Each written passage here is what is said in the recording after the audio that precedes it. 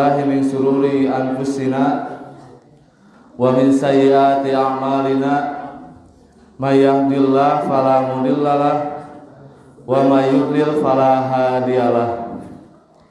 Wa asyhadu an la ilaha illallah wa asyhadu anna Muhammadan abduhu wa rasuluh. Amma ba'du. Sembah sujud pamujaan pengabdian tinuju wungkul ka Allah Rabbun Ghafur nu maha welas nu maha asih nu neteskeun hidayah rahmatna ka sahabai jalma anu ibadah nuturkeun galur rasulna. Alhamdulillah dina kesempatan ieu urang masih keneh tiasa riung mungkulung paamprok jonghok patepang wajah dina raraga ngamanfaatkeun waktos salah sawiosna ku tholabul ilmi ieu anu mana anu baris dibahas dina saat nu ayeuna anu baris dipedar ku al ustaz nyata berjudul hak-hak buruh pekerja dalam Islam dan UU Cilaka. Teu hilap oge menyapa jamaah Facebookia yang senantiasa menyimak di FB Sigabah Publika sareng FB Jabal TV. Jangan lupa like, share, mudah-mudahan like dan share ihwatu iman yang tidak bisa hadir di sini menjadi pahala. Supados teu nyangkolong ting kana waktos urang lajengkeun kana acara salajengna nyata pembahasan mangga ka al ustad di haturanan. Innal hamdalillah nahmaduhu wa nasta'inuhu wa nastaghfiruh wa na'udzu billahi min syururi anfusina wa min sayyiati a'malina. May yahdihillahu fala mudhillalah wa may yudlil fala hadiyalah. Wa asyhadu an la ilaha illallah wahdahu la syarikalah wa asyhadu anna Muhammadar Rasulullah allati la nabiyya ba'dah amma ba'd. Faqala Allah ta'ala fil Qur'anil Karim a'udzu billahi minasy syaithanir rajim ulaika lahum nasibum mimma kasabu al-ayah. Wa qala Rasulullah sallallahu alaihi wasallam atul ajir ajrahu qabla an yajiba araquhu. Sembah sujud pengabdian pemujaan tinuju wungkul ka Allah Rabbun Ghafur nu maha welas nu maha asih nu neteskeun hidayah rahmatna ka sahabai nu ibadah nurutkeun galur rasulna.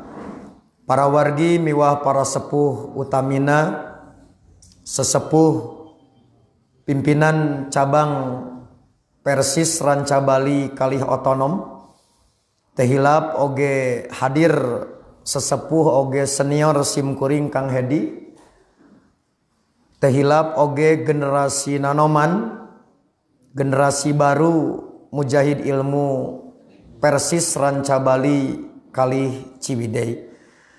Langkung tipayun simkuring nada widi ngadugikeun bahasa pangjajab bahasa pengantar nganggo bahasa Indonesia jalaran seueur ikhwatu iman anu ngiring aub kajian ngalangkungan Facebook Sigabah Kalih Jabal TV anu tadi ku Kang Aam disebat jamaah Facebookiyah. Bapak Ibu yang dirahmati Allah, kita telah maklum bahwa pengesahan rancangan undang-undang Omnibus Law Cilaka Cipta Lapangan Kerja menjadi undang-undang oleh yang terhormat Dewan Pimpinan Rakyat pada Senin tanggal 5 Oktober tahun 2020 telah mendapatkan protes keras dari banyak pihak. Bukan hanya buruh atau pekerja, tetapi juga banyak kalangan. Karena undang-undang ini dinilai merugikan rakyat Indonesia, selain di mata buruh atau pekerja, juga menyasar banyak klaster atau bidang kehidupan anak bangsa. Selain ketenaga kerjaan, soal pendidikan, keagamaan, jaminan produk halal, lingkungan hidup, tak terkecuali hak asasi manusia. Protes menolak undang-undang yang dianggap mengandung kezaliman sistemik ini diwujudkan dalam ragam aksi. Unjuk rasa adalah salah satu di antaranya, meski sedikit terganggu dengan terjadinya kerusuhan. Amat disayangkan, setelah aksi berdarah-darah itu, para petinggi negeri selain masbuk dalam memberikan bayan atau keterangan, juga ujug-ujug mengumandangkan azan bernada tudingan bahwa aksi unjuk rasa itu dipicu hoaks, dipengaruhi kabar burung, dan dilatar belakangi oleh disinformasi dari undang-undang ini. Padahal sikap demikian sebenarnya tidak baik, Bapak Ibu, sebagaimana dinasehatkan oleh para ulama melalui kaidah usul fikih yang populer, takhirul bayan an waqtil hajah la yajuz, menunda penjelasan ketika berada dalam keadaan yang dibutuhkan itu tidak diperbolehkan. Sejatinya Bapak Ibu, gerakan massa yang sebegitu banyak mengindikasikan atau menunjukkan adanya ketidakberesan dalam menyampaikan rancangan undang-undang yang sedang dibuat. Boleh jadi minimnya keterbukaan, juga ketidakmampuan dalam memberikan informasi yang jelas. Undang-undang ini yang dapat menimbulkan hoaks. Berarti ada sesuatu yang salah. Sebenarnya sederhana. Sekiranya karena salah paham, kurang jelas, harusnya diperjelas dan diperbaiki bagaimana mengkomunikasi. Saya ambil contoh sederhana. Tidak baiknya komunikasi antara pendemo dan aparat.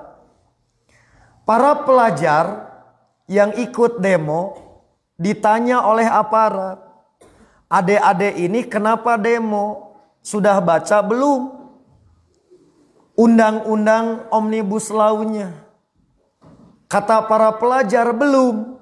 Kenapa ikut demo? Para pelajar balik bertanya, "Bapak sudah baca belum?" Aparat juga belum. Antara pendemo yang mengamankan sama-sama belum baca. Maka jangan-jangan Bapak Ibu anggota DPR juga semuanya belum baca. Boleh jadi juga tidak semua menteri juga membaca. Jadi alangkah bijaknya. Dan ini pelajaran berharga bagi kita para pemangku kebijakan. Baik tingkat terendah, para ketua RT, para RW, sampai mungkin kita di jamiah. Apabila mencari solusi, itu lebih baik atas biang kerok daripada mencari pihak ketiga atau mengkambing hitamkan makhluk bernama hoaks. Maka inilah cara kita untuk menepis hoaks, menetralisir kabar burung, maka umat perlu diilmukan berkenaan dengan hak-hak mereka dalam suatu kebijakan atau peraturan, tak terkecuali Undang-Undang Ciptaker ini, sebagaimana pesan Al-Quran, Sunnah, dan amanat Undang-Undang 45, terkhusus alinea 4 pembukaan, yaitu mencerdaskan bangsa. Nah, sebelumnya saya memohon maaf yang sebesar-besarnya, tak sempat membuat makalah karena selain kondisi jasad yang kurang stabil, ada kendala harus meringkas ini Bapak Ibu. 812 halaman Undang-Undang Ciptaker. Wajar kalau anggota dewan semuanya tidak baca, aparat juga tidak baca, tapi apalah artinya. 812 halaman bagi orang Ranca Bali dan Ciwidey mah ditambul bari perem. Inilah Bapak Ibu pokok kontroversi penyusunan RUU dalam pandangan masyarakat. Yang pertama, terkesan terburu-buru. Hanya dalam masa 6 bulan untuk membahas kurang lebih 7.197 DIM.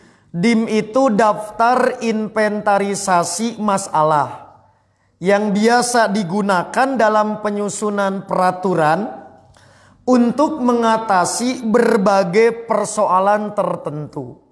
Jadi ada 7.197 yang dianggap bermasalah dalam masa 6 bulan, maka terkesan terburu-buru. Yang kedua, dinilai kurang transparan, kurang terbuka karena sejumlah rapat katanya dilakukan sembunyi-sembunyi. Misalkan dibahasnya di hotel, juga saat libur. Ketiga, tidak dilibatkan seluruh stakeholder. Stakeholder ini segenap pihak yang terkait dengan isu dan permasalahan yang sedang diangkat. Ingat Bapak Ibu, undang-undang ini bukan hanya soal buruh. Menyangkut 11 klaster atau bidang, berarti stakeholder yang berhubungan dengan undang-undang ini banyak pihak. Tentang pendidikan berarti berbagai pihak terkait pendidikan. Persoalan tenaga kerja beragam pihak. Persoalan keagamaan ragam pihak. Berkenaan dengan produk jaminan halal dan sertifikasi tentang halal, tentu banyak pihak yang harus dilibatkan. Maka dalam konteks ini tidak banyak pihak itu dilibatkan. Kemudian disahkan di tengah pandemi dan adanya penentangan dari masyarakat. Entah apa jam 12 peting dibiasana teh gitu. Dilibatkan atau ditetapkan. Yang terakhir, ada beragam versi salinan akhir undang-undang dari RUU setelah ketuk palu tanggal 5 yang kemudian beredar di masyarakat yang aslinya juga belum pernah diedarkan. Oke, saya ambil contoh. Kontroversi 5 versi Undang-Undang Ciptaker. Sebelum diketuk palu masih dalam posisi RUU gitu Bapak Ibu. Itu berjumlah 1028 halaman. Maka terdiri dari 174 pasal, 15 bab. 684 itu berisi halaman pasal dan sisanya 344 itu halaman penjelasan. Ini versi pertama. Kemudian setelah ketuk palu hari Senin 5 Oktober, naskahnya menjadi 905 halaman. Terdiri dari 186 pasal, 15 bab, 589 itu berisi pasal utama, sisanya 316 itu penjelasan. Kemudian beredar versi 3, yaitu 1052 halaman di 9 Oktober. Masih 186 pasal, 15 bab, 637 berisi pasal utama, 415 itu penjelasan. Kemudian beredar versi yang keempat, 1003 halaman di 12 Oktober. 186 pasal, 15 bab, 622 berisi pasal utama, 413 itu penjelasan. Yang terakhir versi 812 halaman. Dan inilah yang kemudian diserahkan ke presiden yang dianggap draft final Undang-Undang Cipta Kerja, terdiri atas 15 bab, 186 pasal, 11 klaster atau bidang, dan akumulasi dari 76 undang-undang, 1.400 lebih pasal yang diserahkan kepada presiden. Jadi inilah yang saya bawa Bapak Ibu, yang 812, dan akan kita kaji dalam 1 jam. Karena pala linter, orang ranca balima, were pasal. Nah jadi ini yang terakhir, tidak semua sempat saya bawa. Tadinya saya akan bawa 5 versi, tapi beraten mobilnya gitu, di si kempes ban. Nah jadi inilah sekali lagi versi yang terakhir yang diserahkan secara resmi ke presiden. Berarti bolanya sekarang ada di presiden. Berisi 812 halaman, 487 halaman berisi undang-undang, pasal, dan 325 ini berisi penjelasan. Nah, klaster itu sudah kita bahas, misalkan pendidikan. Dampak pendidikan termasuk terhadap pesantren. Dengan undang-undang ini sudah saya bahas di PJ Persis Sanggar bersama DKM Baitur Rahim. Kemudian tadinya kemarin di keluarga besar Persis Cibenying tentang jaminan produk halal. Tapi karena kondisi fisik yang tidak memungkinkan, kemarin tidak sempat. Dan di Ranca Bali inilah klaster yang akan kita bicarakan, contohnya persoalan ketenaga kerjaan. Sejauh mana yang jadi masalah, kemudian juga bagaimana Islam memandang persoalan ini. Jadi itulah yang akan kita bahas. Persoalan keagamaan, haji umroh, masalah sertifikasi halal, masalah tadi pendidikan, yang sudah dibahas barangkali tinggal dicek ulang di Facebook Sigabah dan di YouTube. Ini sebagai contoh menepis kabar hoaks. Ini kurang lebih yang 812 halaman Bapak Ibu. Ini halaman pertama ini. Dan ini yang terakhir di halaman 812. Versi yang terakhir diserahkan. Sementara tentang masalah tenaga kerja itu dimulai di halaman 341 bagian ke-1 umum dan berakhir di halaman 365. Ini versi aslinya yang saya ambil dari PDF. Jadi ini bukan hoax, bukan kabar burung. Yang kita bicarakan adalah apa adanya dan sejauh mana permasalahan yang kemudian diprotes oleh masyarakat, khususnya kaum buruh dan pekerja. Nah, kurang lebih isinya seperti ini Bapak Ibu. Undang-Undang Ciptaker bab 4 ketenaga kerjaan secara garis besar ini dibagi menjadi beberapa bagian. Bagian ke-1 umum itu di halaman 341. Kemudian bagian kedua, ketenaga kerjaan di halaman 342. Kemudian bagian ketiga, jenis program jaminan sosial di halaman 359. Nah ini tolong ke pemuda Persis Ranca Bali dan Ciwidey. Saya tidak tahu apakah ini kesalahan ketik, tapi ini sudah distorkan ke presiden. Dari bagian ketiga, jual bagian ketujuh. Ini asli, nanti silakan dicek sendiri. Jadi dari bagian ketiga, jual loncat ke bagian ketujuh, jaminan kehilangan pekerjaan di halaman 360. Jadi kalau ngukur rapih keneh PJ Citalahap, tong salah disangka orang pusat Arapik, boleh jadi salah. Dajal ngaceleng ka bagian ketujuh tina bagian katilu gitu.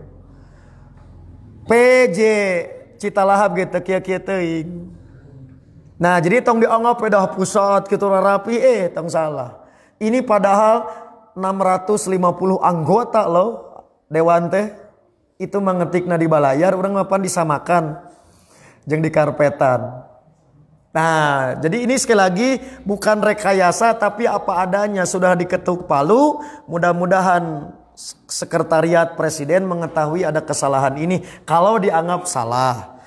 Kemudian bagian keempat yaitu Badan Penyelenggara Jaminan Sosial di halaman 361 dan terakhir bagian kelima Perlindungan Pekerja Migran Indonesia di halaman 362.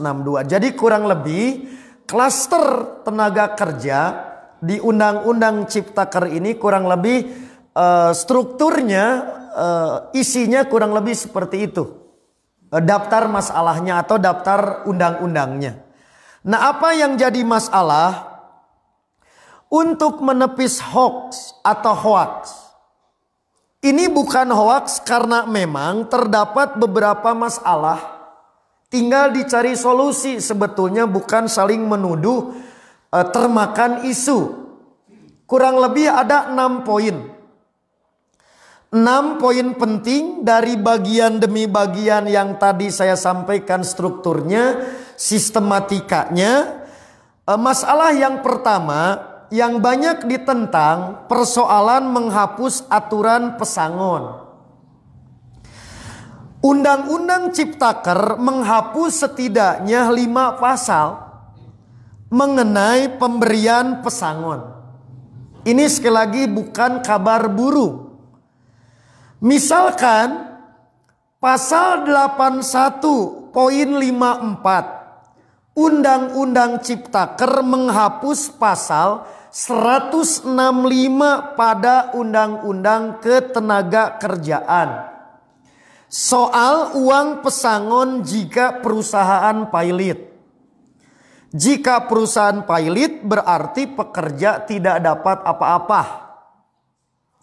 Itu bukan kabar burung. Kemudian pasal 81 poin 51 Undang-Undang Ciptaker menghapus ketentuan pasal 162 Undang-Undang Ketenagakerjaan soal uang pesangon bagi pekerja yang mengundurkan diri.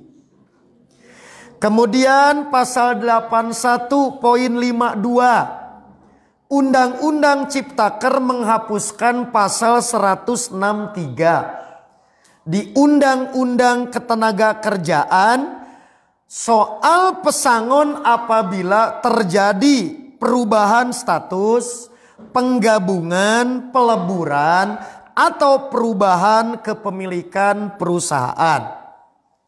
Selanjutnya pasal 81 poin 53 Undang-undang ini menghapus pasal 164 Undang-Undang Ketenagakerjaan soal uang pesangon apabila perusahaan mengalami kerugian secara terus-menerus selama 2 tahun atau keadaan memaksa, maka pesangon juga tidak diberikan. Yang terakhir di poin pertama yaitu menghapus pasal 166 Undang-undang Ketenagakerjaan soal uang pesangon kepada ahli waris.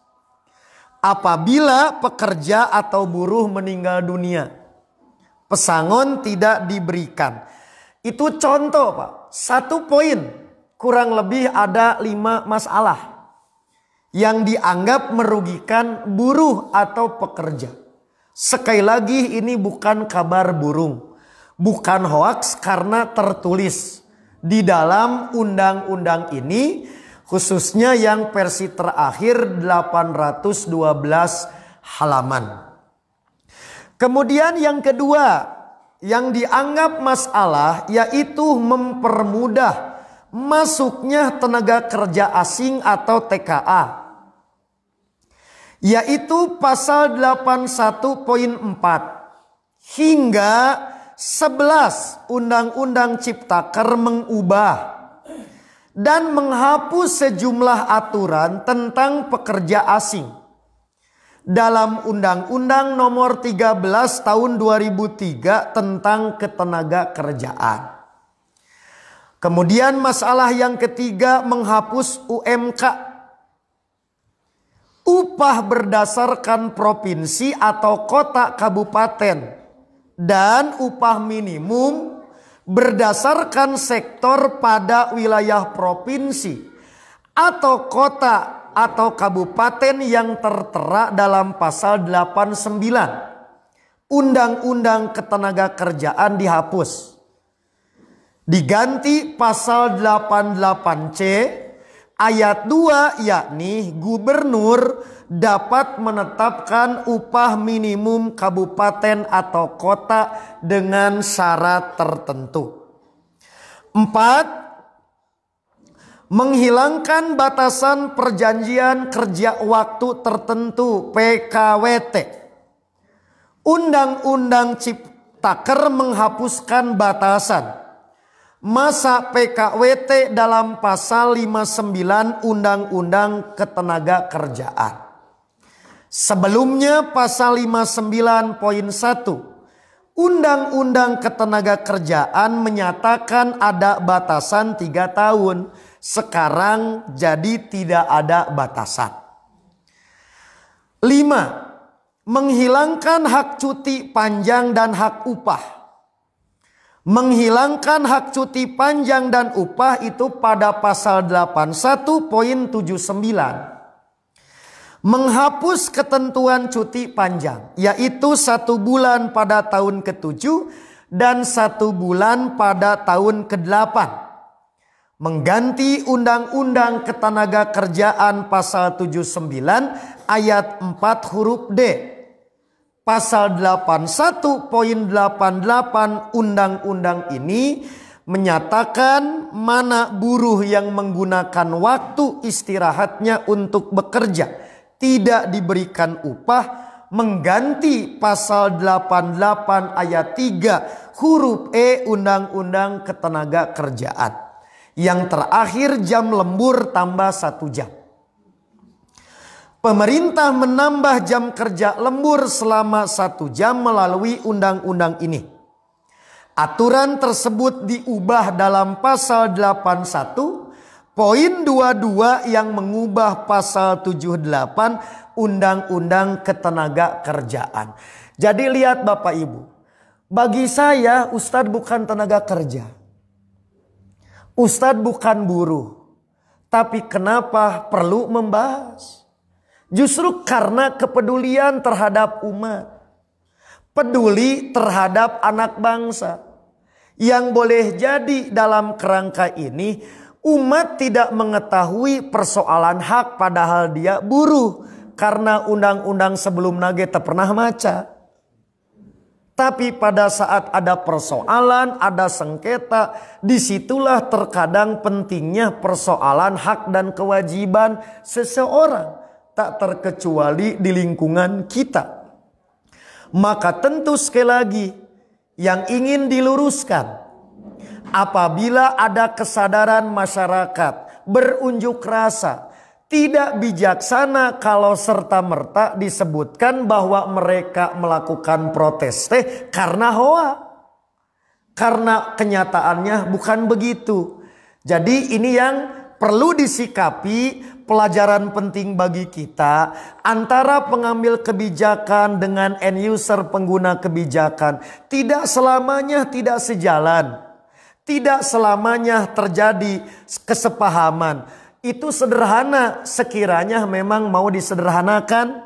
Bahasa orang Citalahap mah ajak ngobrol di warung kopi gitu. Naon sok nu teu jelas. Pak, daripada tadi diajak ngopi, karena boleh jadi para pemimpin itu malah pergi.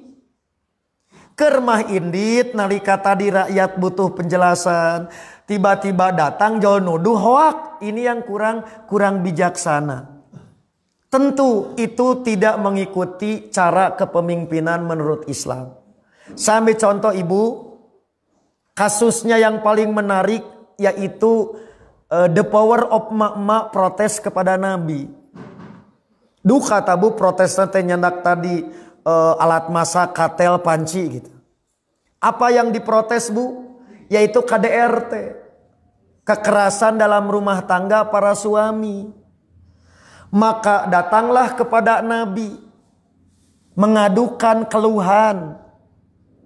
Lalu oleh Nabi ditetapkanlah keputusan presiden. Bahwa kaum suami dilarang memukul, menganiaya para istrinya. Bu, lalu kemudian para suami keberatan dengan kepres keputusan Rasul itu. Mengutuslah Umar bin Khattab.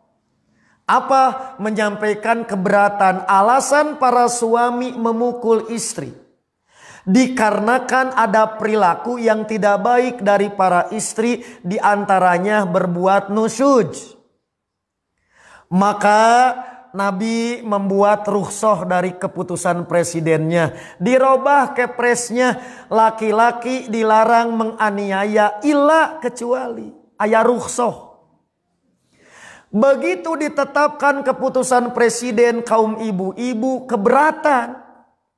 Maka yang tadi asalnya hanya 1-2 orang menyampaikan keluhan. Begitu kepres itu maka berbondong-bondong ibu demo kepada Nabi. Nabi henteu kabur bu gitu. Nabi tidak berangkat. Ini keluhan masyarakat. Berarti yang masalahnya berat bisa disederhanakan, bisa diajak ngobrol, atau ternyata masalahnya tidak jelas, tinggal dijelaskan sekiranya memang itu begitu ketuk palu ada yang tidak jelas. Ini sekali lagi bisa sederhana, sebetulnya permasalahan ini tak perlu berdarah-darah.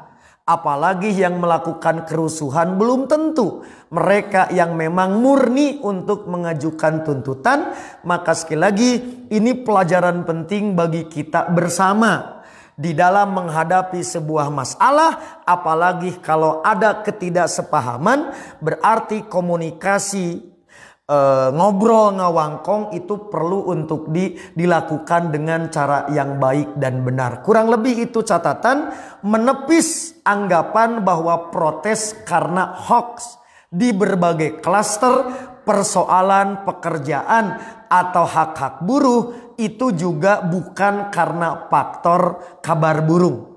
Tetapi adanya miskomunikasi boleh jadi terjadi, perbedaan paham itu bisa terjadi, maka bisa lebih disederhanakan untuk dibicarakan, untuk diselesaikan. Apabila ada kesalahan dalam menyampaikan informasi, lebih baik diakui daripada mencari kambing hitam. Itu lebih mulia di hadapan syariat dan juga tentu di hadapan umat anak bangsa. Itulah catatan yang pertama Bapak Ibu yang perlu saya sampaikan berkenaan dengan hak-hak warga dan masyarakat untuk dicerdaskan sesuai dengan pesan Quran Sunnah dan amanat Undang-Undang Dasar 45, juga Undang-Undang tentang tujuan pendidikan nasional, yaitu mencerdaskan anak bangsa agar kita memahami pokok permasalahan,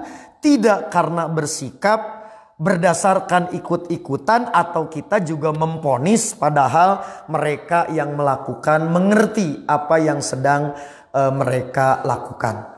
Ini sesi yang pertama yang perlu saya sampaikan. Sekarang mari kita lihat catatan-catatan penting dalam pandangan Islam. Bapak Ibu, permasalahan buruh dan tenaga kerja.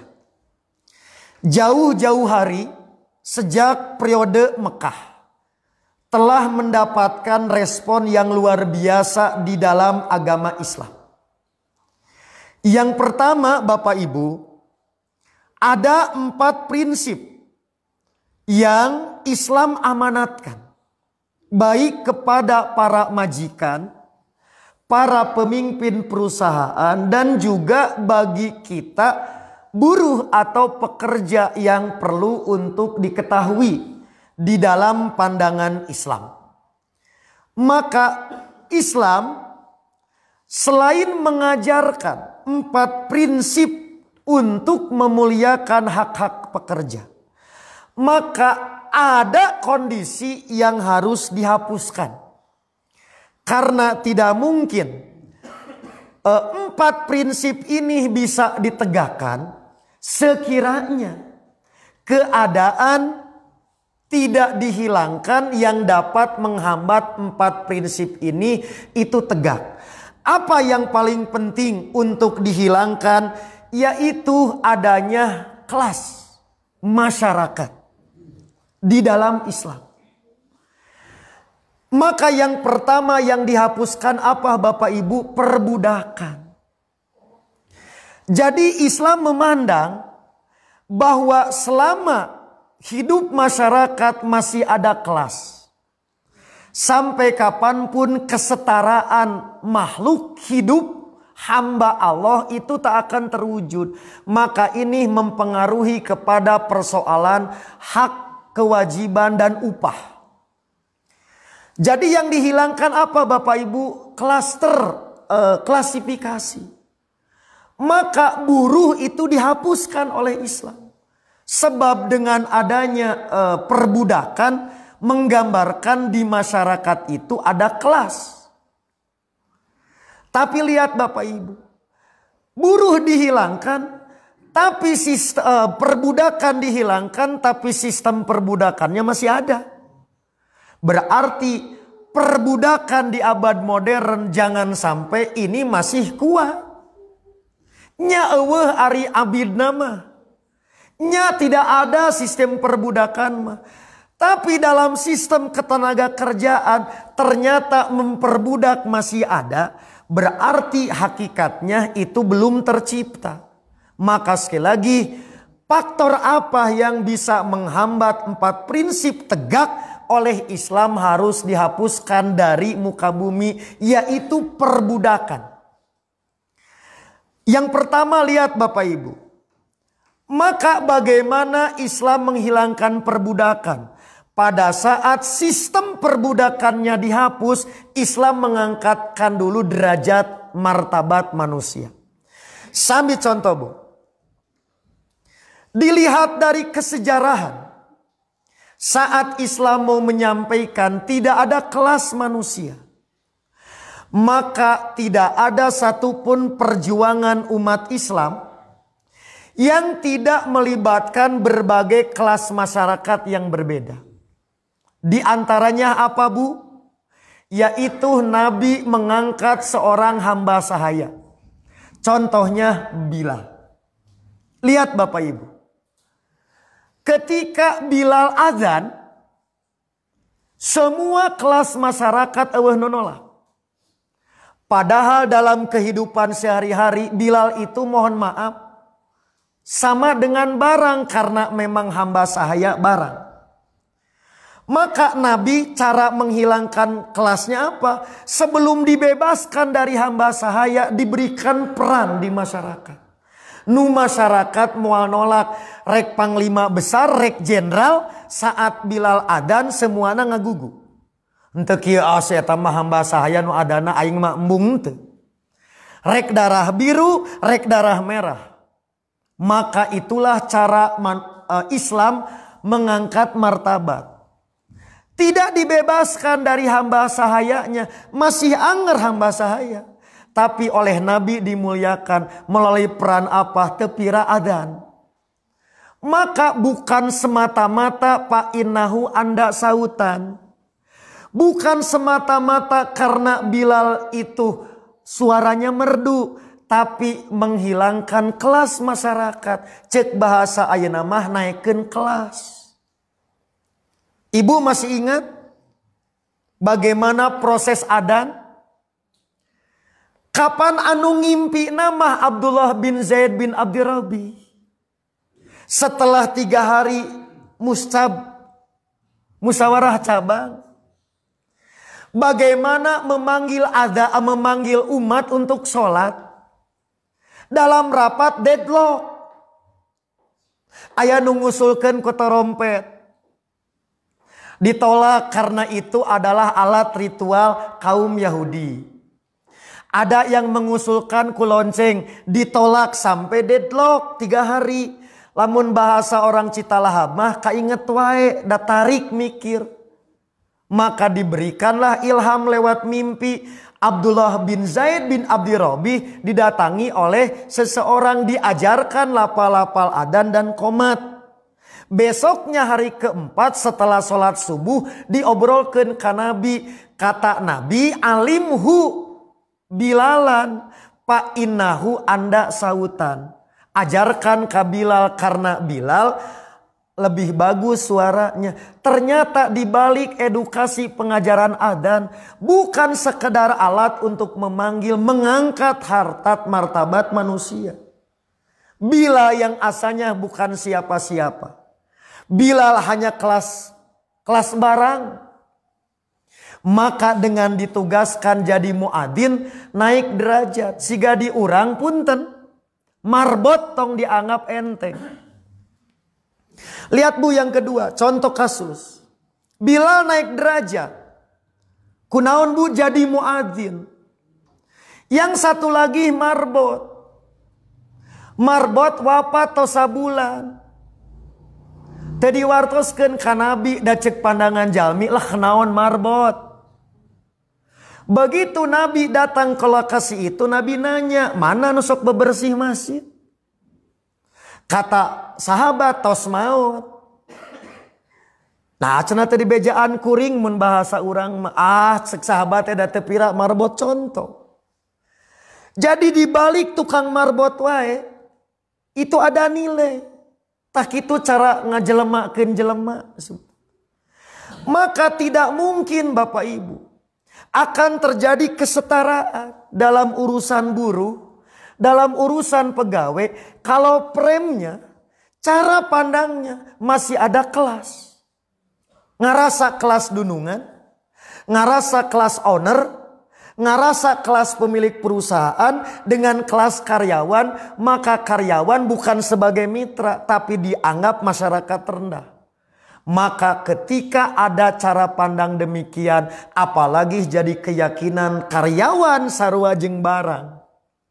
Walaupun sistem perbudakan telah dihapus, hakikatnya belum hilang. Nah, ini yang paling mendasar yang ingin diluruskan oleh Islam.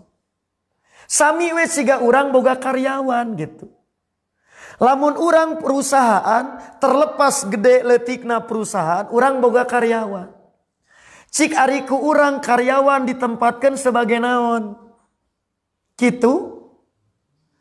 Lamun tadi rumah saurang boga modal, berarti pemilik modal yang berkuasa, karyawan kuma aing, itulah kapitalisme.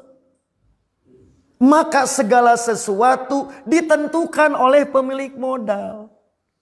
Bisi urang teh hilap. Nolak kapitalisme, dina praktekna urang lebih kapitalisme. Gitu Pak. Di antara yang ingin dihapus oleh Islam, itu dari sisi apa? Yaitu kesetaraan. Maka ketika kesetaraan belum tumbuh, belum tercipta, bade make sistem naon wae oge, tak akan terjadi keadilan di masyarakat pekerja, di kaum buruh. Ini yang pertama, yang paling mendasar. Islam menghapuskan perbudakan melalui beragam cara. Di antaranya tahap awal adalah dengan cara diberi peran. Adan, marbot, banyak ragam sampai urusan perang. Boleh jadi suatu saat jadi komandan kompi. 2, ketika Islam mulai kuat, kelas ini dihilangkan dengan cara apa? Dibebaskan, membebaskan hamba sahaya mendapatkan faidah ganjaran yang luar biasa. Jadi itu tadi diseragamkan heula pemahaman, diakurkan cara pandang dan cara menyikapi. Yang kedua, bagi orang yang punya hamba sahaya atau mereka yang ingin melepaskan perbudakan, diberikan reward, stimulus bahasa ayeuna mah naon, mulyana membebaskan hamba sahaya. Tak terkecuali dimasukkan pada urusan kifarat. Sok Pak tingali zakat asup urusan hamba sahaya. Pak, karena barang tuh hamba sahaya teh. Jual beli hamba sahaya ya zakat. Apa? Masukkan karena kiparat. Kiparat apapun ada pembebasan hamba sahaya. Itu salah satu di antara bentuk penghapusan kelas. Nu tadi mah tadi kahiji dirobah cara pandang. Da sarua ente jeung saya, sarua jelema. 2, diberikan stimulus kehebatan orang yang membebaskan hamba sahaya mulia di mata Allah. 3, dimasukkan karena undang-undang, karena peraturan. Bu, campur di bulan Ramadan siang hari, aya diasupkan pembebasan hamba sahaya. Aya kiparat dihar, aya hampir semua mangga kiparat itu pasti aya paku rokobah. Sampai ayeuna bingung begitu aturan ieu hamba sahaya geus eueuh. 3 Pak, terakhir mah diperangi.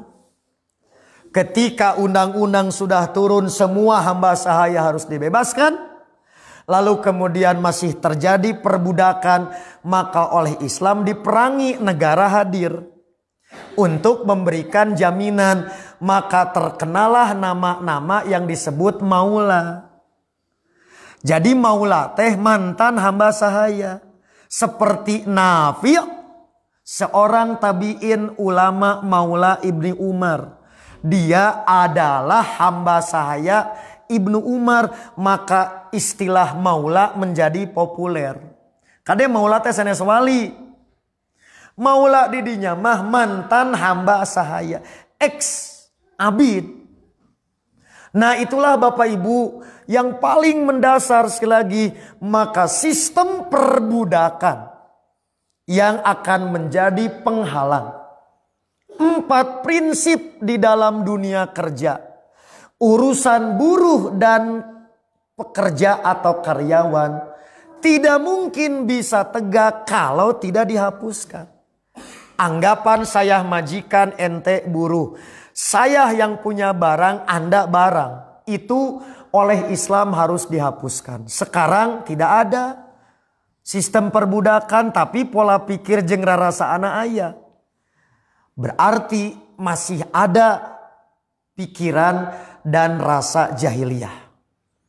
Ini yang dikhawatirkan tidak terasa terwujud dalam sistem yang disebut dengan undang-undang tidak memanusiakan manusia, yaitu sistem perbudakan abad modern. Ini hal yang paling penting. Kenapa Islam demikian tegas dalam persoalan kesetaraan melalui upaya memutus usaha perbudakan. Nah, maka inilah 4 prinsip yang menjadi catatan tak terkecuali kita, karena boleh jadi kita juga punya pekerja, kita punya perusahaan, atau kita jadi karyawan, kita jadi buruh. Maka ini yang perlu untuk disampaikan, yaitu prinsip kemerdekaan manusia. Punten Bapak Ibu, hubungan kita dengan majikan atau hubungan kita dengan buruh bukan hubungan sehidup semati. Lamun kita hubungan dengan jamiah sehidup semati. Dasarnya sebuah buruh di jamiah badai jihad, badai ibadah. Maka tidak boleh kita menetapkan hubungan dengan karyawan atau orang karyawan ke perusahaan. Orang sehidup semati tidak boleh. Karena boleh jadi sekian tahun nyaman. Tahun sekian teh nyaman punya hak. Rek mundur ewuh pakewuh. Akhirnya tiap gawe begang turun 1 kilo tulang. Lain daging tulang. Kuduna mah tadi kalakah ngagendutan naik kiloan. Iya masa perak gawe kalakah jadi begang. Naon bahasa Prancis na ngarumas. Sorry orang Malaysia ngarumas. Kini terjemahkan ke orang Citalaha. Jadi tidak boleh gitu. Karena semuanya bebas. Bebas apa? Bebas memilih melanjutkan atau membatalkan. Nah prinsip freedom bahasa orang mah itu diperhatikan oleh Islam. Jadi entong kapaksa ngelakukan begitu. Satuju atau meren mangga tanda tangan, pikir-pikir. Aduh cenah urang teh henteu di tanda tangan butuh duit. Anggapnya butuh ke dapur ngebul, tapi begitu di tanda tangan ternyata ripuh. Maka ada hak untuk mundur. Nah itu yang disebut dengan prinsip kemerdekaan manusia. Kenapa Pak? Karena pada dasarnya kita ini makhluk yang independen. Makhluk yang merdeka, kita hanya menghamba pada Allah. Nah, bu terikat di jamiah, sehidup semati, bahkan nu keluar bisi murtad. Karena Allah justru. Mata kurang di jamiah entong karena urang, entong karena jalmi, karena Allah yang memerintah hidup berjamaah dan berjamiah. Maka hubungan dengan jamiah bukan 1 tahun 2 tahun. Karena itulah kita menghambanya kepada Allah. Maka terikat di dalam jamiah itu bagian dari kemerdekaan sebagai hamba Allah. Nah ini Pak penting. Lamun orang ngadamal perjanjian sareng karyawan atau orang karyawan sareng dunungan. Ulah abdi mah cenah insyaallah bade ngabdi di Pak Haji sehidup semati. Ulah hiji saat urang teh cocok 5 tahun cocok 10 tahun cocok 15 tahun duh cenah aing teh geus 15 tahun gawe ti umur 17 tahun ana 70 tahun gaji anger sakitu atawa Pak Haji sabalikna geus teresep ka pagawe eta lantaran tadi teu disiplin rek dipecat aduh kagok sabalikna pagawe anu gendut dunungan anu ngedrop. Ulah kan eta oge, itu contoh yang disebut prinsip kemerdekaan. Kemudian yang kedua, Quran surat Al-Jumu'ah, kemudian hadis riwayat Imam Al-Bukhari. Islam mengingatkan bahwa semua manusia apapun profesinya, sebagai apa dia, tak terkecuali sebagai pemulung. Maka tidak ada yang hina di mata Allah. Karena semua pada dasarnya mulia dan terhormat. Maka ukuran hina dina bukan kelasnya. Bukan gawe naona. Maka selama dia bekerja dengan tangannya, dengan cara yang halal, hakikatnya akan menjadi manusia mulia. Apalagi sekedar daripada minta-minta. Mending jadi juragan rongsok. Mending jadi juragan runtah. Nyaruntah gak di juragan mah. Gitu. Nah maka yang jadi ukuran kemuliaan. Orang tos apal hadisna gitu kan. Apa? Innallaha la yanduru ila ajsadikum wala suwarikum walakin yanduru ila taqwa. Ukuran kemuliaan ada pada ketakwaan. Kedua, berkenaan dengan hadis Nabi khairunas anfa'unas.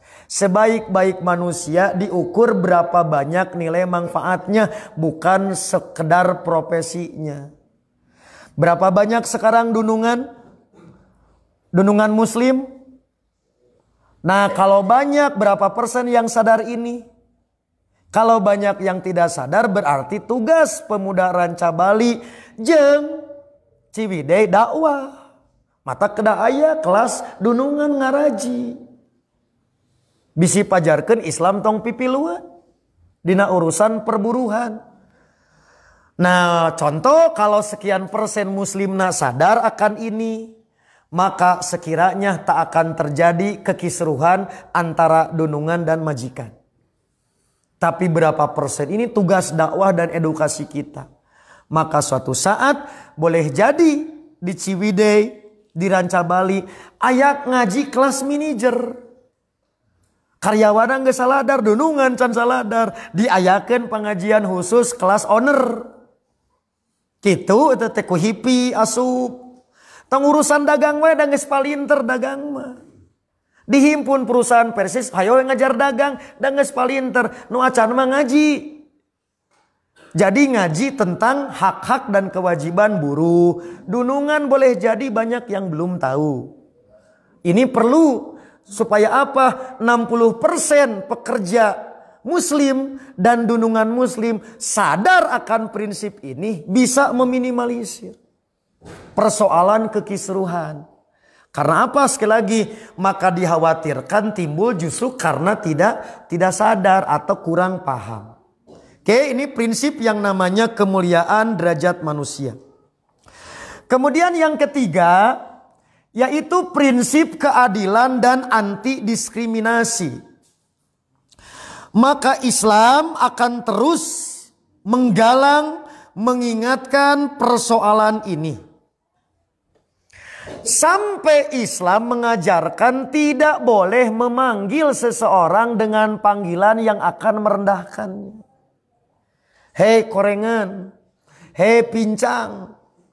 Punten Pak, ketika nanti sudah biasa ada namanya al-a'raj si pincang, itu landian. Dan yang bersangkutan tenyeri hate lantaran lamun disebut tadi si normal eueuh wawuheun. Siga si pitak disebut namina si A, ditanya ka daerah eta eueuh nu apaleun disebut si A mah, tapi disebutkeun si pitak ohnya gitu. Al-A'war pecak sabelah kade berukun hadatsana al-a'raj boro alus pek teh telah menceritakan kepada kami si pincang eta teh. Hadatsana al-A'war telah menceritakan kepada kami si pecak sabelah eta teh. Pada bahasa Arab disangkan, tapi itu ngaranna sebutan lakob karena untuk mengenal. Tapi kalau maksudnya merendahkan tidak boleh. Tas si hidung siatah gitu. Angkut tuh barang karu si hidung gitu. Nggak boleh tas si pendek, si galing tipe pereket temenna. Punten banyak itu teh siganu sepele, tapi membekas dalam jiwa akan merasa direndahkan. Tuh si dahar gembul gitu. Teureun-eureun lamun nungkul gitu kan, beak dua boboko gitu kan.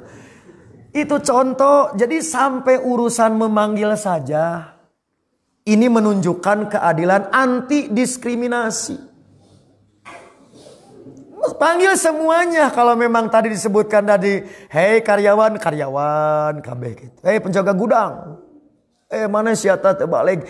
Itu sekali lagi sampai ke urusan panggilan, Islam ini betapa memuliakan. Jangan sampai apa? Karena nanti ada diskriminasi gitu. Tersadar Bu. Termasuk kaputra pun ternyebutnya. Orang terkadang tersadar sok memilah anak. Gitu. Kaya disebut si Neng, si Kasep, Kak Adina disebutkan si Borokokok gitu. Apa Borokokok? Sorry orang Singapura Borokokok. Tekarawas orang teh itu akan membekas. Baik membekas di yang bersangkutan maupun orang lain. Maka tertanam dia ada kelas, ada grade. Ada tingkatan, ada jenjang yang menunjukkan ukuran mulia gitu. Duh, mereka nyeri hati, cenah abdi mah can pernah we disebut si bager gitu. Nah ini diantara contoh. Jadi ini diantara hal-hal yang perlu untuk disampaikan. Maka Islam mengajarkan Bu, termasuk ke pembantu Nabi nyontohan gitu Bu. Walaupun kelas pembantu Bahkan Nabi pernah mempunyai pembantu Yahudi gitu kan. Ente pedah tadi nya kermah pembantu, nya orang kafir gitu. Mejehna dipakai kekeset gitu. Tidak bu. Oh dijaga hak-haknya begitu. Kemudian juga Aisyah pernah punya pembantu bernama Bariroh gitu kan. Yang dilakukan dengan bahasa yang penuh kelembutan, tanpa kekerasan. Ini sehingga bertah gitu jadi pembantu di bumi muslimah. Nepi kawios Pak abdi mah teh dibayar oge. Da betah di bumi Bapak teh keur jadi pembantu mah can abdi teh tara salat. Tapi di bumi Bapak mah nepi ka resep tinggalin tadi maca Quran, salat. Wios na abdi mah teh dibayar oge gitu, tapi kewe diakumulasi 10 tahun gitu. Hayang umroh pager pembantu teh gitu. Nah ini contoh-contoh yang perlu untuk ditekankan. Kemudian yang terakhir, nah baru membicarakan hak-hak material. Tadi hak-hak moral, hak spiritual, yaitu kelayakan upah pekerja.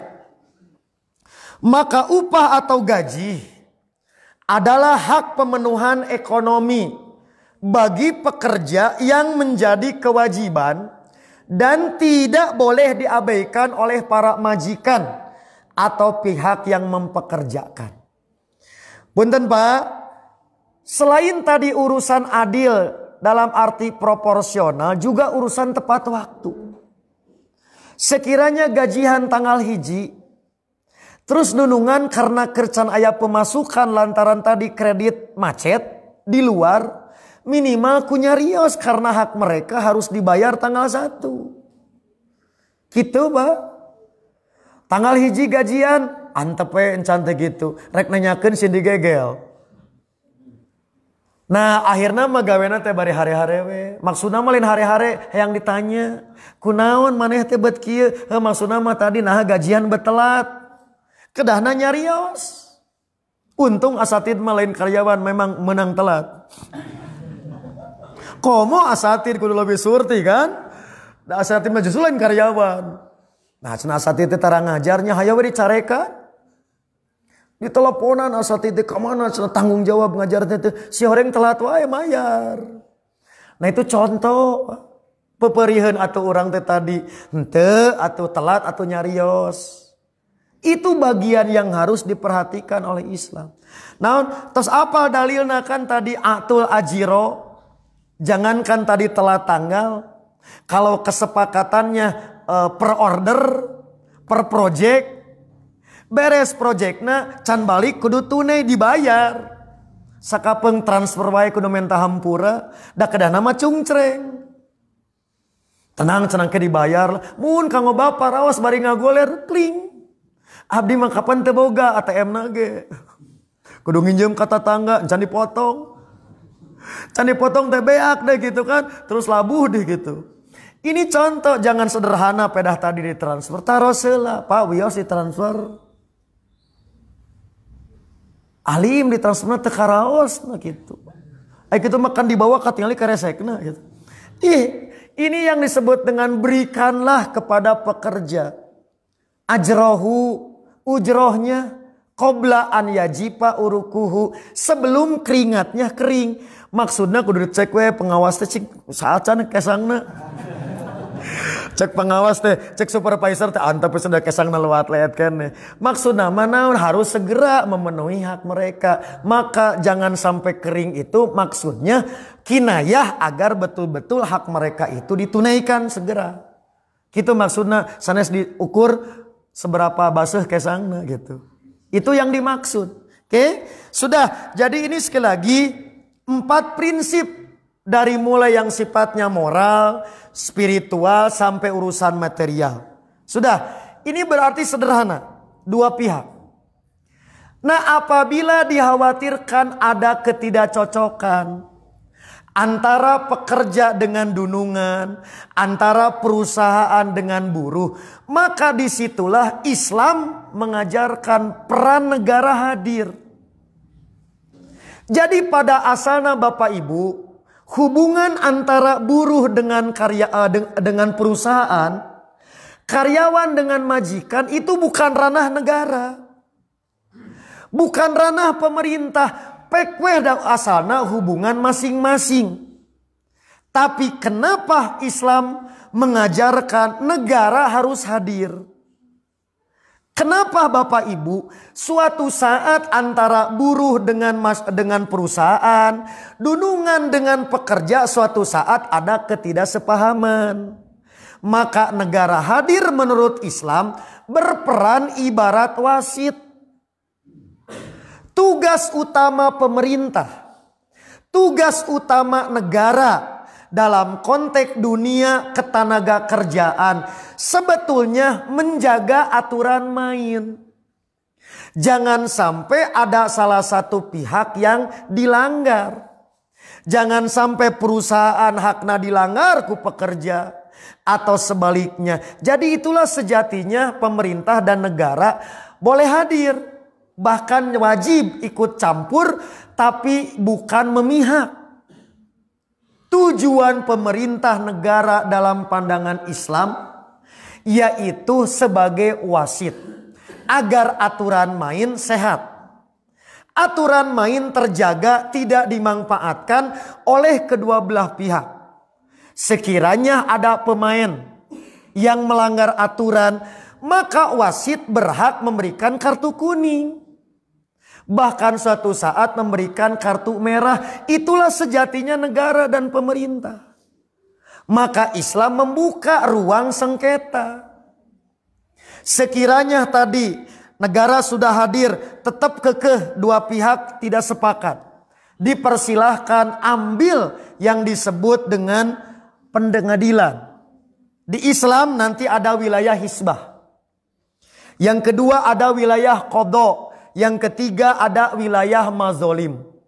Jadi wilayah mazolim ini pengadilan yang mengatur sekiranya rakyat bersengketa dengan negara.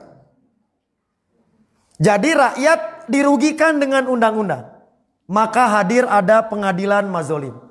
Atau ada wilayah qadha, sengketa dengan majikan yang kita namanya PT Tun. Pengadilan tata usaha negara. Jadi negara tidak boleh berpihak. Bapak Ibu, dalam prakteknya di hampir sebanyak negara yang manapun, terkadang kebanyakan negara bukan sebagai wasit, tapi wasit milu najong. Gitu Pak. Maka itulah kenapa buruh menjadi protes dan oleh Islam dibolehkan. Sekiranya harusnya selesai oleh wasit, ternyata ayah wasit nemilu najong. Maka kebanyakan negara atau pemerintahan terkadang berpihak kepada pengusaha, kepada majikan, yang dianggap itulah dikhawatirkan yang disebut dengan sistem kapitalisme. Siapa yang punya modal, dia yang berkuasa. Sebaliknya negara harus hadir. Apa Pak? Mantuan buruh. Lahirlah yang disebut dengan sosialisme, yang jadi alasan komunisme. Islam mengajarkan di tengah. Tidak boleh tadi condong kepada pengusaha, buruh dirugikan, atau sebaliknya buruh yang harus dibela pemerintah, pengusaha mereka dirugikan. Tidak boleh. Ini sejatinya pandangan Islam. Dari mulai prinsip-prinsip pendasar, hubungan yang asalnya horizontal, tapi terkadang butuh pendekatan struktural, hadirnya negara dan pemerintah sebenarnya bertugas sebagai wasit menjaga aturan main agar sehat, yang disebut dengan fair play. Sekiranya sudah tidak bisa, maka buruh atau majikan yang merasa dirugikan pada dasarnya dibolehkan oleh Islam untuk menuntut hak selama dengan cara yang tidak bertentangan dengan Islam, tak terkecuali mengajukan tuntutan atau unjuk rasa dibolehkan sebagai bagian dari hak-hak mereka selama tidak menyalahi ketentuan syariat. Bapak Ibu, kurang lebih itulah catatan-catatan sederhana yang ingin disampaikan. Sekiranya Bapak Ibu, terutama generasi baru, ingin langsung membaca 812 terutama tadi masing-masing klaster dipersilahkan. Di copy saja, tinggal di download. Kalau hoream nge-download bisi mahal pulsa, tinggal di copy saja semua versi. Tapi syaratnya seminggu beres. Oke, sebelum ditutup barangkali ada beberapa hal yang ingin disampaikan. Baik masukan sekiranya Bapak Ibu sebagai buruh yang hari ini belum didengarkan, nanti Kang Am dan kawan-kawan langsung ke Istana Negara karena demonya belum selesai. Begitu juga pertanyaan-pertanyaan lain yang dipandang penting, silakan untuk diajukan secara langsung atau Bapak Ibu yang mengikuti kajian di rumah masing-masing, silakan untuk dicantumkan di kolom komentar baik Facebook Sigabah maupun di Jabal TV. Demikian yang bisa disampaikan, mudah-mudahan menjadi tambahan ilmu yang bermanfaat dan semakin mendorong kita untuk lebih semangat di dalam menggali setiap petunjuk Quran Sunnah serta mengawal di dalam kehidupan kita, terkhusus yang dikelola oleh Jamiah Persatuan Islam. Aqulu qouli hadza wa astaghfirullah li wa lakum. Wassalamualaikum warahmatullahi wabarakatuh. Saya kembalikan dulu ke penata acara. Mau ditampung silahkan. Nah, ini saya ambil dan ini mudah-mudahan sudah direspon oleh para petinggi di Jamiah, terutama di bidang pendidikan. Kita belum tahu nanti PP peraturan pemerintahnya seperti apa. Yang jelas di paragraf 12 pendidikan itu masih masuk dalam perizinan berusaha. Maka yang diprotes oleh semua pegiat pendidikan di Indonesia, tak terkecuali Persis, yaitu komersialisasi pendidikan. Yang dikhawatirkan sekolah termasuk nanti pendidikan agama, pendiriannya itu harus ada izin usaha, bukan hanya ke Kementerian Agama atau ke Kemendikbud, ada satu lagi izin usaha. Nah, kalau izin usaha berarti dikomersilkan, pendidikan jadi barang, jadi komoditi, maka akan berdampak pada harga pendidikan. Di antaranya bakal jadi mahal. Sementara undang-undang menyatakan bahwa pendidikan adalah hak anak bangsa, semua punya hak. Maka akan terjadi kelas, yaitu kelas mahal, kelas murah. Dalam pendidikan itu yang paling berbahaya, yaitu komersialisasi pendidikan.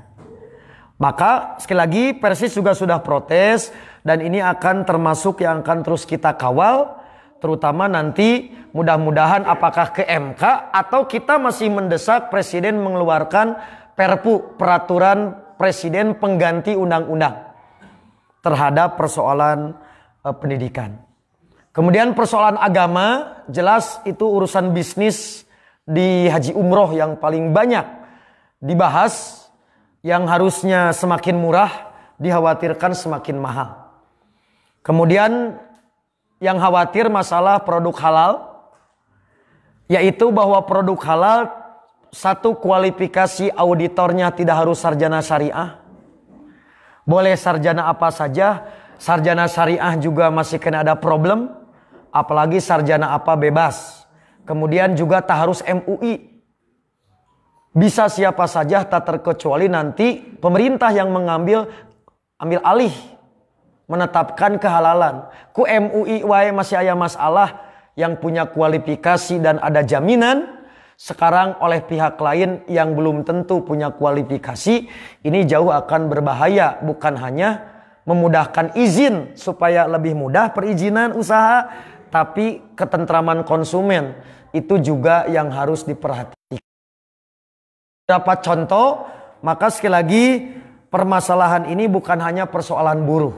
Banyak masalah, tetapi insya Allah Jamiah Persis akan istiqomah mengawal dan akan terus kita memberikan masukan serta akan kita kawal juga termasuk di lapangan oleh teman-teman hima khususnya agar betul-betul ini menghendaki apa yang diinginkan oleh masyarakat secara keseluruhan. Sementara itu dulu yang bisa disampaikan. Insya Allah kita bertemu kembali di bulan yang akan datang. Oh aya keneh, oh Kang Opik mangga Kang Opik. Iya ya. Oh iya ya. Kami dina Islam Ustaz antara anu dihalalkeun dina nyalurkeun syahwat. Ya. Auma malakat imanukum Ustaz. Ya. Nah, penonton pergi diangkat penjelasanana dina hal kesetaraan sareng keuntungan kanggo hamba sahaya dina hal eta. Ya. Jadi semua ayat-ayat yang berkenaan dengan hamba sahaya tak terkecuali penyaluran syahwat. Itu diantara kedudukan bahwa hamba sahaya adalah sepenuhnya milik yang punya. Maka menyalurkan syahwatnya tak perlu nikah. Itulah yang dimaksud dengan auma malakat aymanukum, yaitu kehalalan untuk jima tanpa nikah. Karena hamba sahaya adalah miliknya. Setelah perbudakan tidak ada, berarti dihapus. Maka gundik tidak termasuk. Gundik, selir, kemudian istri simpanan. Istri simpanan maksudnya bukan yang dinikah. Tidak boleh dengan ayat-ayat auma malakat aymanuhum. Begitu Kang Opik? Maksudnya. Jadi kehalalan bercampur si pemilik. Karena itu dia adalah miliknya. Ya. Kehalalan itu kan terjadi konsep naik ke martabatnya gitu, misalkan pemilik seperti Oh iya, maksudnya apakah ada edukasi? Ada. Ada edukasi terutama ketika budak seenaknya diperkosa oleh orang lain. Maka dengan auma malakat aymanuhum, konteks pemuliaannya dia hanya berhak dicampuri oleh pemiliknya. Maka yang lain yang tidak mempunyai barang, maka itu terlarang. Karena kejadiannya beberapa kasus itu dilecehkan, pelecehan seksual. Mun bahasa ayeuna dengan anggapan itu barang boleh oleh siapa saja. Ternyata oleh Islam ditiadakan, harus olehnya. Begitu maksud malakat. Gitu Kang Opik? Ya. Cukup? Ya, saya kira cukup. Sekiranya nanti ada yang teringat, dititipkan saja ke Pemuda Persis untuk disampaikan ke Awawan, kepada juga Bapak Ibu yang baru terpikir kemudian di kolom komentar silahkan untuk dicantumkan, nanti tim Sigabah dan tim Jabal TV untuk merespon. Demikian sekaligus saya mohon pamit. Aqulu qouli hadza wa astaghfirullah li wa lakum. Wassalamualaikum warahmatullahi wabarakatuh. Sekali lagi ngaturkeun nuhun ka Ustaz anu parantos nuduhkeun ilmuna oge ngawaler sabaraha pertarosan di ilmu iman sadayana. Wa jazakallahu khairan katsiran. Satesan ditutup informasi kangge sasi payun, mudah-mudahan orang tiasa tepang deui dina acara anu biasa kajian Jumat kaopat anu insyaallah dina sasi payun tempatna di PJ Persis Sinapel oge waktosna ba'da asar. Akhirul kalam, Rabbana hab lana min azwajina wa dzurriyyatina qurrata a'yun waj'alna lil muttaqina imama. Wassalamualaikum warahmatullahi wabarakatuh.